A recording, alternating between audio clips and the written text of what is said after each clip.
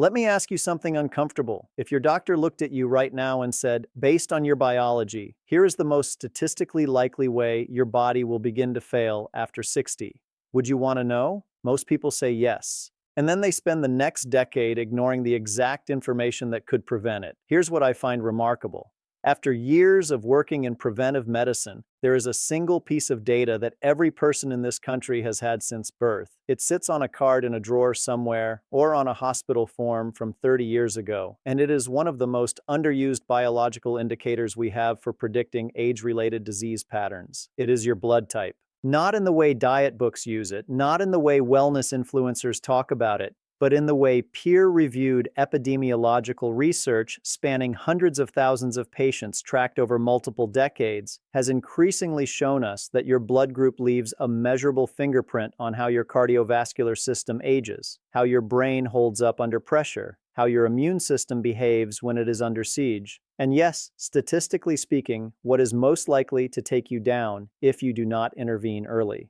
Today, we go through every blood type, O, A, B, and AB. And for each one, I'm going to tell you something most physicians never mention in a routine checkup. Not because they are keeping secrets, but because there is simply not enough time in a 15-minute appointment to connect these dots for you. I will do it right now. But stay with me through the end of this video because there is a modifier that sits on top of every single blood type. Something beyond the letter on your card that changes your personal risk profile significantly. And most people have never thought about it once. But right now, before we go any further, do me a quick favor. Drop a comment below and tell me what's your blood type, OAB or AB. I'll be walking through each one in this video, and knowing yours is going to make what comes next much more relevant to you. Type O. Let's start with type O, and I want to frame this differently than you have probably heard before. Type O is the dominant blood type on Earth. Roughly 45% of people carry it, and for most of human history, that was likely an enormous survival advantage. Type O blood appears to have emerged in our earliest ancestral populations, shaped by environments that demanded physical endurance, a robust immune response to parasitic infection, and a digestive system capable of processing large amounts of animal protein under stress. Here is what that ancient blueprint looks like inside a modern body after 60. On the cardiovascular side, type O individuals tend to carry lower circulating levels of von Willebrand factor, a protein involved in clotting. Less clotting activity translates into smoother blood flow, less platelet aggregation, and a statistically lower risk of the arterial blockages that cause heart attacks and ischemic strokes. Multiple large-scale studies have confirmed that type O individuals carry a meaningfully lower risk of coronary artery disease compared to AB and AB combined. That is the good news, and it is genuinely good news. But here is what nobody tells type O men and women over 50. That cardiovascular advantage can become a psychological trap. I have seen this pattern more times than I can count. A type O patient in their late 50s comes in. Blood pressure is fine. Cholesterol is manageable. No family history of heart disease. And because they feel structurally protected, they stop paying attention to the systems that are quietly eroding. They ignore fatigue. They dismiss digestive complaints. They push through joint pain. Because type O's most serious age-related vulnerabilities do not come from the heart. They come from below it. The stomach lining of a type O individual expresses surface receptors that the bacterium Helicobacter pylori finds quite frankly easier to attach to than any other blood type. H. pylori is not dramatic. It does not announce itself with intense pain in most people. It moves in silently, colonizes the gastric mucosa, and over years and decades, it gradually breaks down the protective lining of the stomach. Left undetected, this creates a slow escalation from chronic gastritis to peptic ulcers to, in a meaningful percentage of cases, gastric cancer. And gastric cancer caught late is one of the more difficult cancers to treat successfully. There is something else. Type O individuals show a measurably elevated risk for certain peptic ulcer complications that require surgical intervention compared to other blood types. This is documented.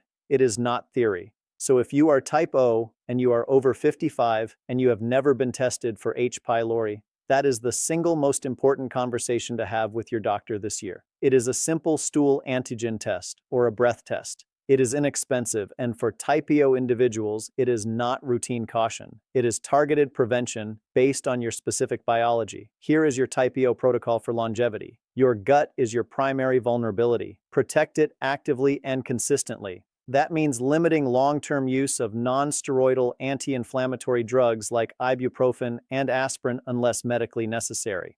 These drugs erode gastric lining in everyone. In type O individuals, they land on tissue that is already operating at higher biological risk. Incorporate fermented foods into your regular eating pattern: kefir, miso, kimchi, naturally fermented pickles. These are not trendy extras for type O. They are a practical tool for maintaining a gastric environment that is more resistant to bacterial colonization. And physically, your body was built for movement. Type O blood is associated with higher baseline catecholamine activity, meaning your nervous system runs on more dopamine and norepinephrine than other blood types. When that energy has no physical outlet, it converts into restlessness, disrupted sleep, and over time, cortisol dysregulation. 30 minutes of daily walking and 2 sessions of resistance training per week will do more for your long-term metabolic health than any supplement stack. Type O. Cardiovascular strength is your inheritance. Your stomach is your responsibility. Do not let the first make you complacent about the second. Before we continue, tell me your name and where you're watching from. I read every comment, and I'd love to know who I'm helping today. Type A, type A.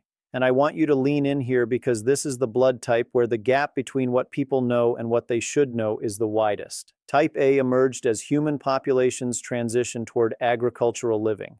Denser settlements, more complex social environments, exposure to a broader range of infectious agents. The immune system adapted. Type A individuals mount aggressive and effective immune responses, particularly against viral pathogens. In younger years, that is a genuine biological asset. But this is where the blood type story gets complicated, because what protects you in your 30s and 40s begins to work against you in different ways by your 60s. Type A blood carries higher coagulation activity. The platelets are stickier. The clotting proteins are more active. The landmark Harvard study tracking 819,500 adults over 20 years found that type A individuals carry a 5% elevated risk of coronary heart disease compared to type O. That number sounds modest in isolation, but here is what makes it clinically significant for type A specifically. When you layer chronically elevated cortisol on top of that stickier platelet activity, the compounding effect over decades is what turns a 5% statistical difference into a real cardiovascular event. The risk is not just in the number, it is in what your stress biology does to that number every single day. Now, here is the layer that most discussions miss entirely. The reason that risk is so significant is not just mechanical, it is hormonal. Type A individuals maintain the highest baseline cortisol levels of any blood type. Cortisol is your primary stress hormone, and in short bursts, it is useful. It sharpens focus, mobilizes glucose, prepares the body to handle a challenge. But when cortisol runs chronically elevated week after week, month after month, it does something very specific to your arterial health. It inflames and stiffens the endothelium, the thin inner lining of your blood vessels. And here is the mechanism that should concern every type A man or woman watching this. When your endothelium is inflamed and less elastic, it becomes a surface that sticky platelets preferentially adhere to. The elevated coagulation activity of type A blood and the chronic cortisol-driven endothelial inflammation of type A physiology are not two separate risk factors. They are a compounding cycle. Each one makes the other more dangerous. What this means practically is that for type A individuals, stress management is not a wellness preference. It is direct cardiovascular medicine. It belongs in the same category as blood pressure medication and cholesterol management because physiologically it is addressing the same underlying pathway. If you are type A and over 55, your blood pressure readings every 6 months rather than annually are not overcaution. They are appropriate clinical monitoring for your specific biology. Ask your doctor to include homocysteine in your next blood panel. Homocysteine is an amino acid that, when elevated, actively damages arterial walls. Type A individuals trend toward higher homocysteine levels, and the intervention is remarkably simple. Adequate folate, B12, and B6 found in dark leafy greens, eggs, legumes, and lean proteins. This is not expensive or complicated, but it is specific to you. and build a daily cortisol reset practice. Not a weekend retreat, not an occasional meditation session, something you do every single morning before the day gets its hands on you. Diaphragmatic breathing, 4 seconds in and 6 seconds out, practiced for 10 minutes consistently, has measurable effects on cortisol regulation in clinical studies. The consistency matters far more than the duration. 5 minutes every morning outperforms an hour on Sunday by a significant margin. Type A, powerful immune resilience. Elevated cardiovascular risk driven by a stress hormone that your blood type keeps chronically elevated. Managing that hormone is the most important health decision you will make this decade. If you're still here with me and finding this helpful, take a moment to type A in the comments. It lets me know you're watching and getting value from this. Type B, the blood type that conventional medicine understands the least, and mainstream wellness culture handles the worst. Type B emerged among nomadic populations moving across the vast interior of Central Asia and the Himalayas. These were people constantly adapting to new food environments, new climates, new infectious pressures. The immune system that developed is genuinely remarkable in its metabolic flexibility. Type B individuals can efficiently process a wide variety of proteins, fats, and carbohydrates without the inflammatory friction that other blood types sometimes produce in response to dietary variation. That adaptability is real, and in the context of how we evolved, it was a profound advantage. But here is the clinical problem that most Type B individuals over 55 are carrying around without knowing it. Type B carries a distinct and not yet fully understood immune signaling profile. What the research does consistently show is that Type B individuals appear to have a broadly adaptive immune response, one that processes a wide variety of dietary and environmental inputs differently than other blood types. Studies confirm that Type B individuals have a measurably different gut microbiome composition, and that certain inflammatory dietary triggers, refined seed oils, ultra-processed foods, high fructose corn syrup, appear to generate stronger systemic inflammatory responses in Type B compared to other blood types. The autoimmune picture across blood types is still being actively studied, and the findings are complex. What is clear is that keeping your inflammatory baseline low through diet, movement, and regular CRP monitoring is the most evidence-backed protocol for Type B longevity. If you are Type B and have been managing these kinds of symptoms with lifestyle adjustments alone, dismissing them as just getting older, it is worth a direct conversation with your physician about autoimmune screening. Early detection of autoimmune conditions changes the treatment trajectory dramatically. There is a second issue specific to modern life for Type B individuals. The modern food supply is effectively a calibration problem for your immune system. Refined seed oils, ultra-processed foods, high fructose corn syrup. These do not just represent empty nutrition. For Type B individuals, research points to these inputs as particularly potent triggers of systemic low-grade inflammation, the kind that runs below the surface for years and progressively distorts immune precision. Your C-reactive protein level, a standard inflammatory marker available on a routine blood panel, should be monitored at least annually. A consistent CRP reading above 1 mg per liter without an obvious acute infection is a meaningful signal. It means your immune system is running in a chronically activated state, and you need to find the trigger before it finds you. For exercise, Type B physiology responds best to sustained moderate intensity movement, rather than repeated high-intensity bursts. Cycling, swimming, hiking, and consistent walking protect your inflammatory baseline far better than interval training regimens that generate sharp spikes in inflammatory markers during recovery. Type B, the most metabolically adaptable blood type on the planet.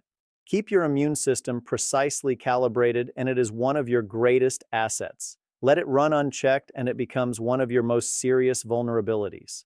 Before I move on to the next section, if this is helping you connect the dots about how your body might be responding to what you eat and how you live, do me a small favor and hit the like button. It helps this kind of practical research-based information reach more people who are quietly dealing with fatigue, inflammation, or health issues they can't fully explain. And tell me in the comments, Have you ever been told you might have an autoimmune issue, or has it always been explained as just normal aging? I read every comment, and I'm really curious how often this gets missed or overlooked. Type AB, is the youngest blood type in human history. It appeared relatively recently in evolutionary time when populations carrying type A and type B antigens began mixing at scale, and because of that dual inheritance, it carries a genuinely unusual immunological profile.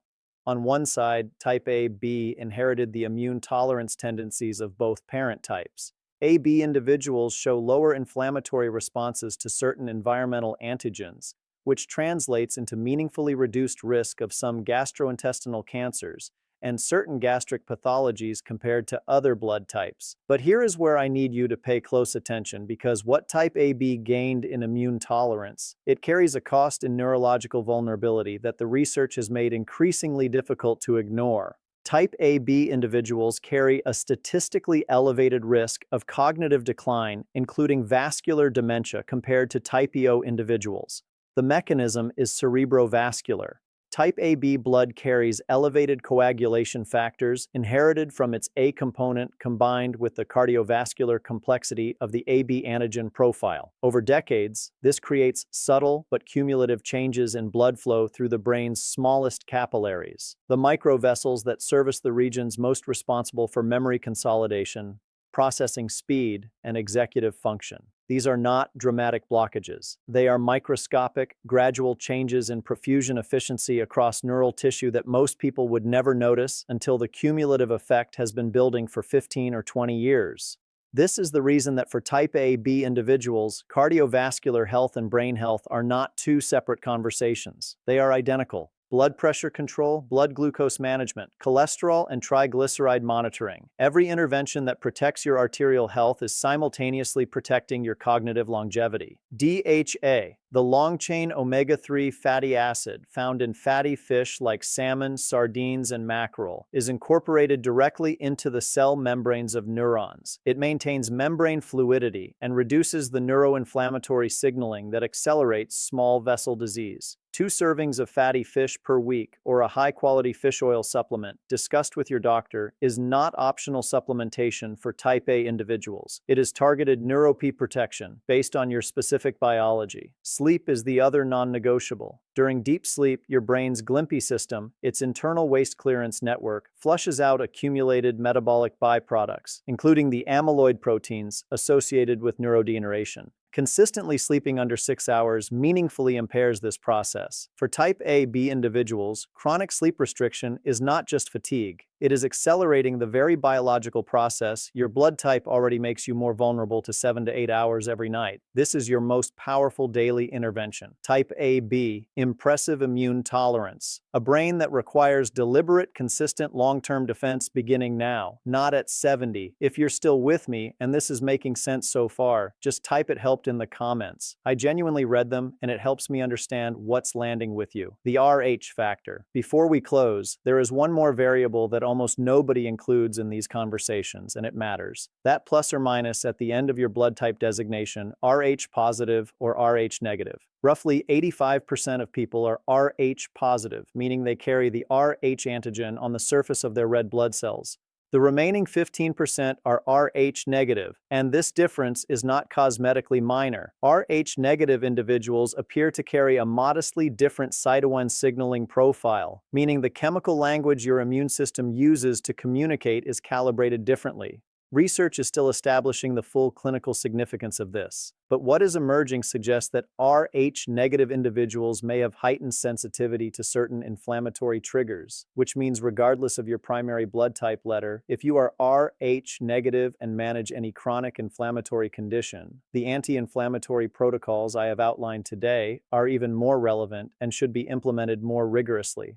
For women who are Rh-negative, if you are pregnant or planning to become pregnant and your partner or baby may be Rh positive, this is a medically critical conversation to have with your obstetrician immediately. RA incompatibility during pregnancy is manageable with appropriate medical intervention. It requires that intervention and it requires it proactively. Know your complete blood type, the letter and the sign. Make sure your physician has both on record. Now, here is the most important thing I'm going to say today, and it is the thing that most blood type content completely avoids. The statistics are real, the risk elevations are documented, the biological mechanisms are genuinely significant, and they are not your destiny. I have watched type AB patients in their mid-70s with sharper cognitive function than colleagues 15 years younger, not because their genetic risk profile was somehow different, because they understood what their biology was working against, and they built their daily lives around addressing it. They slept 8 hours. They ate 2 servings of fatty fish every week. They maintained their blood pressure below 120/80 consistently, not just when they remembered. They kept learning genuinely new and challenging things, not casual scrolling, but real cognitive engagement. Their risk was still present. The statistical profile still applied to them. They simply chose to meet it directly rather than let it accumulate quietly in the background. The gap between genetic predisposition and actual health outcome is not small. It is enormous, and it is filled entirely by choices made consistently over years. That gap is where your decisions live. Your blood type is not a sentence, it is a map, and a map is only useful if you are willing to look at it. Now tell me something. What is your blood type? And does the profile I described today match what you have actually been experiencing in your own health over the past few years? Drop it in the comments. I read every single one, and what comes up consistently in this community shapes the topics I cover next. If you found this useful, there is another video linked in the description where I go through the 3 most commonly missed root causes of persistent fatigue and high blood pressure in men and women over 55, conditions that are addressable when caught early and almost always mismanaged when they are not. Take good care of yourself. You have carried this body a long time. It is worth understanding exactly how it works.